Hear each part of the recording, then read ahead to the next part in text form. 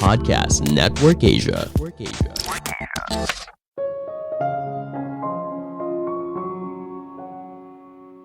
Seorang pemimpin bukan hanya soal jago strategi atau jago eksekusi, tapi seorang pemimpin juga harus punya hati, peduli atas kesejahteraan karyawannya.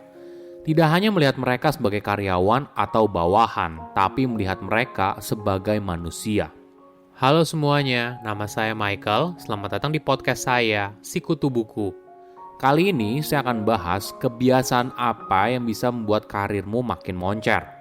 Ini merupakan rangkuman dari video TED Talk Paul Ketchloff yang berjudul The Habit That Could Improve Your Career dan diolah dari berbagai sumber. Apakah kamu ingin punya jabatan yang tinggi, gaji yang besar? Saya rasa mayoritas orang pasti punya cita-cita tersebut. Semakin lama kita bekerja, mungkin saja kita dapat kesempatan untuk jadi pemimpin.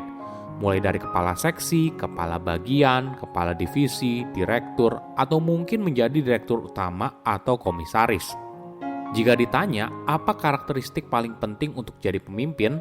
Mungkin jawabannya adalah visi yang kuat, bisa menyusun prioritas, dan mampu mengeksekusi sebuah rencana dengan baik. Padahal di era sekarang, kualitas ini saja tidak cukup. Tim kita butuh seorang pemimpin yang bisa memanusiakan manusianya. Seorang pemimpin yang peduli atas kesejahteraan karyawannya. Seorang pemimpin yang bersedia mendengarkan masukan dan tidak selalu merasa dirinya yang paling benar. Seorang pemimpin yang memberikan kesempatan kepada anggota timnya.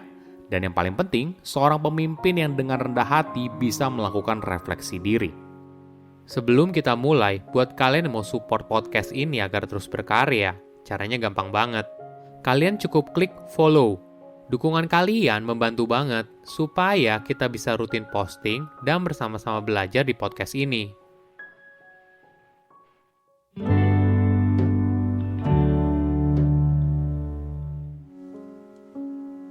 Apa resep untuk jadi seorang pemimpin yang baik?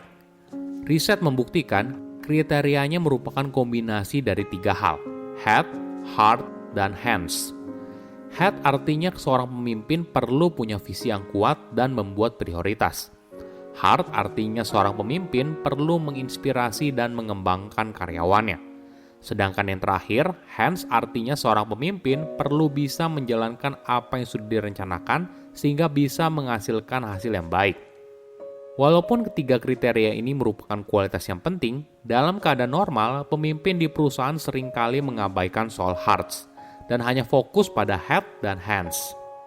Artinya, pemimpin tersebut kurang memiliki kualitas sebagai pemimpin yang humanis. Apalagi ketika perusahaan berada dalam kondisi krisis. Seorang pemimpin yang bisa memanusiakan manusia menjadi sangat penting. Pemimpin yang punya empati dan peka terhadap kesejahteraan karyawannya. Mungkin kamu sering dengar atau lihat berita soal PHK karyawan di perusahaan teknologi.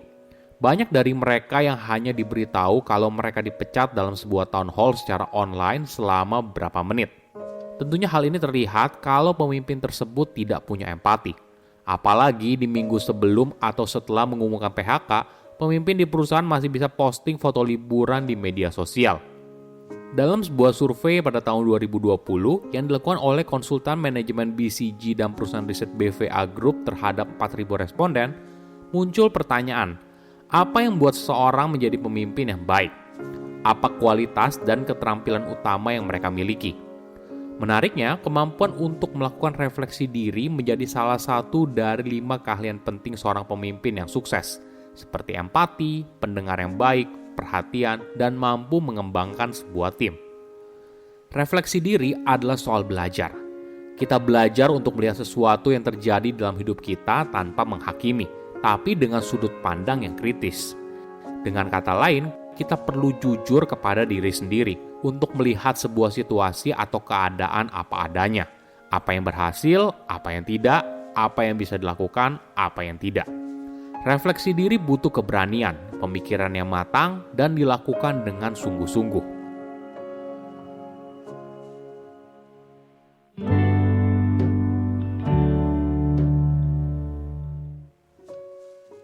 Nah, bagaimana caranya melakukan refleksi diri? Mungkin kita bisa belajar dari olahraga. Misalnya dalam sebuah pertandingan olahraga profesional, tim kamu kalah. Nah, setelah pertandingan, mereka biasanya duduk bersama dalam sebuah tim lalu menonton kembali tayangan ulangnya.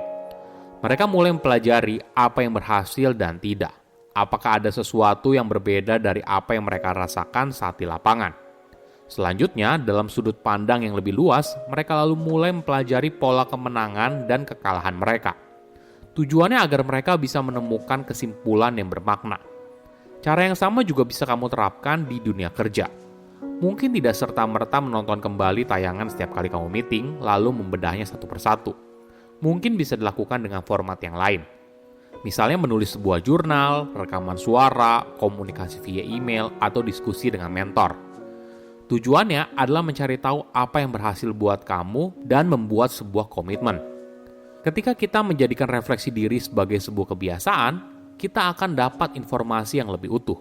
Karena seringkali refleksi diri hanya di satu kejadian tidak menjelaskan segalanya.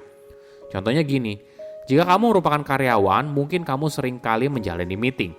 Nah, suatu hari ketika kamu akan meeting dengan rekan kerja, dia datang terlambat karena sebelumnya dia ada meeting dengan seorang klien.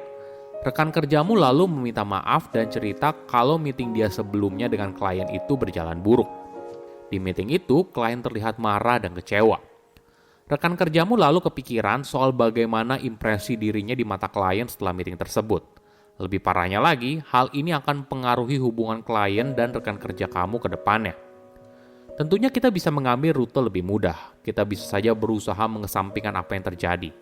Tapi hal ini malah membuat kita kehilangan kesempatan berharga. Sebaiknya justru kamu dan dia bisa meluangkan waktu sebentar untuk berpikir kembali dan refleksi diri atas situasi yang terjadi. Lalu membuat komitmen untuk jadi lebih baik di masa depan. Di contoh ini, rekan kerjamu memutuskan di masa depan dirinya akan mengambil peran yang lebih aktif. Jadi ketika ada topik di luar agenda, maka dia akan mencatat hal tersebut dan akan ditindaklanjuti di pertemuan yang terpisah. Inilah gunanya refleksi diri. Refleksi diri membantu kamu untuk membuat keputusan yang lebih baik.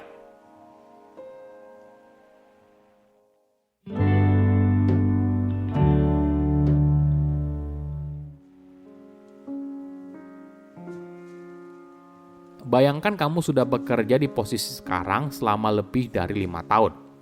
Ini merupakan posisi di mana kamu dituntut untuk kreatif. Tapi kamu merasa kalau kamu sudah punya energi lagi untuk di sana. Kamu juga diberikan tawaran untuk promosi jabatan di posisi lain. Posisi yang lebih senior dan fokusnya lebih ke manajerial. Ada 12 anak buah yang merupakan bawahan langsung kamu. Di sisi lain, perusahaan kompetitor juga memberikan tawaran serupa, tapi dengan gaji yang lebih tinggi. Nah, mana yang kamu pilih? Mungkin kamu harus mempertimbangkan mana yang membawa kebahagiaan paling besar buat kamu. Apa yang membuat diri kamu puas? Refleksi diri membuat kamu lebih mengenal siapa diri kamu, apa yang kamu inginkan dalam hidup. Seringkali kita mudah tersesat saat mendapatkan tawaran dengan jabatan lebih tinggi atau gaji yang lebih besar. Tapi, apakah itu yang sebenarnya kamu inginkan? Apakah itu beneran penting buat kamu? Saya undur diri, jangan lupa follow podcast Sikutu Buku. Bye-bye.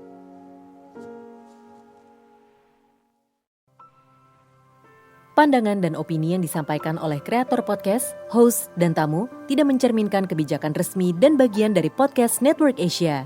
Setiap konten yang disampaikan mereka di dalam podcast adalah opini mereka sendiri dan tidak bermaksud untuk merugikan agama, grup etnik, perkumpulan, organisasi, perusahaan, perorangan, atau siapapun dan apapun.